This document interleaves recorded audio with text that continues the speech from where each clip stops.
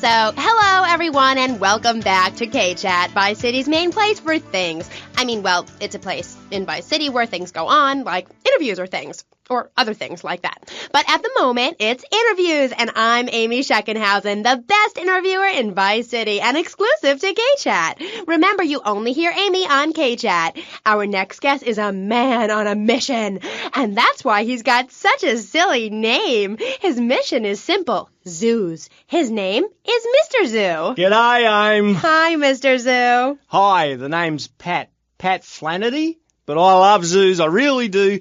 That's why they also call me Mr. Zoo. Okay, and which do you prefer? What, darling? Which name, Mr. Zoo or Pat Flinger Thingy? Oh, I don't mind, babe, whatever you fancy. Fine by me, as long as we talk about animals. I don't give a damn what you call me, as long as it ain't Sheila or something. You're silly, Mr. Zoo. Why would I call you Sheila? I don't know, love, you tell me.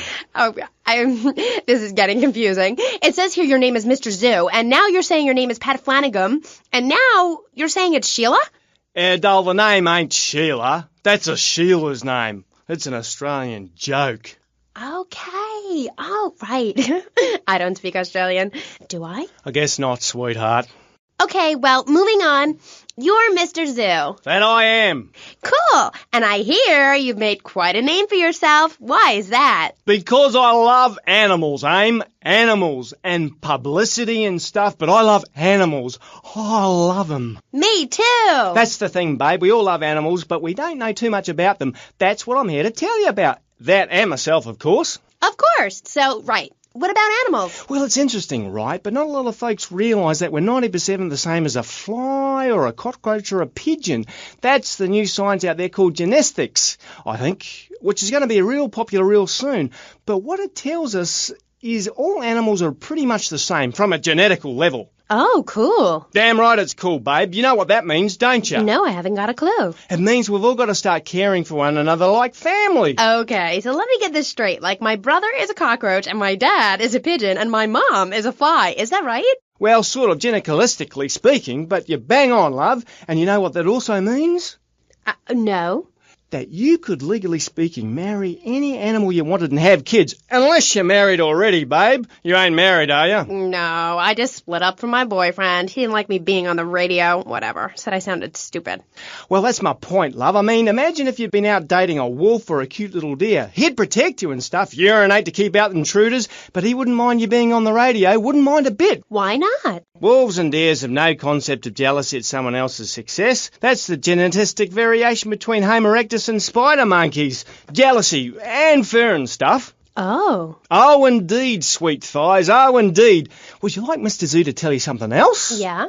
Everything you learned in school is a lie, babe. A lie. Take parology, for instance. You were told sharks are dangerous, right? Yes. Cobblers, babe. They're frightened of you. They ain't going to hurt you. Have you ever tried cuddling a shark, getting down and dirty with one, relaxing it a little? No. Well, I have, and I'll tell you, it's very rewarding, Aim, babe? Very rewarding indeed. Really? Yeah, abso-bloody-lutely, love. Once you've calmed it down with a little rubbing, it's like a swimming puppy, real affectionate and stuff. Okay, I'll try that. You should, love, you really should. Let me tell you something else. Go on.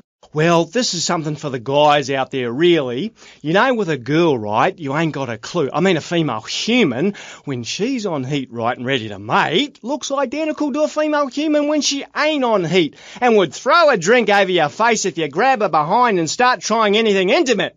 You can't tell the difference. I know that only too well. But take a forker monkey from the jungles of the Philippines. When she's on heat, her behind sticks up and glows bright red and she makes a sound a bit like this. And any fool or dingbat can tell she's ripe and ready for action. Certainly clears up any confusion. Yeah, I guess it does. Or a female black widow spider. Now, they eat their mates after the deed, as they say is done. Ooh. Yeah, I know. That certainly puts things into perspective, doesn't it? I've never done that. No, but you can now because you're the same. Well, more or less the same. I mean, that's the funny thing about my work, about genesthetics. Oh, God, the world is so complicated. There are also lots of tiny differences between animals. You know what a species is, don't you, Aim? Yes. It's an animal which has other animals which are quite a bit like it. A dog is a species, but a cat isn't, because there's lots of cats. However, I've discovered out there in the wilds loads of new species that regular science practiced by repressed blokes in laboratories hasn't even known about. Really? Really, I have. There's a horny Pat bear, named after me, Pat, right? Exactly the same as a regular bear, only it's got a big horny growth hidden right down its groin area. You gotta reach in, have a fiddle about, and then you find it. Completely different it is. I was amazed when I found it. I can imagine. I was amazed when I left the hairdresser's. No wonder, darling. Oh, the double-gutted pat tree monkey. Exactly like a normal tree monkey, only it's called after me. And if you have a rummage around inside, going in the back door, you discover it's got 2 digestive tracts. 2. Amazing. Really profound it was. Ooh, that's gross. No, Aim. It's the science of Mr.Zoo. Getting down and dirty with animals, because I love them and I hate lies. Okay. It also says here you like zoos. It's a love-hate thing, babe. That's nice. But I'm certainly an expert. I know what I'm doing and I'm not afraid to expose myself. Okay, well, I'm getting a little confused here. Why don't we take a break and when we come back, take some phone calls because all the buttons are really flashing all of a sudden. You're on K-Chat.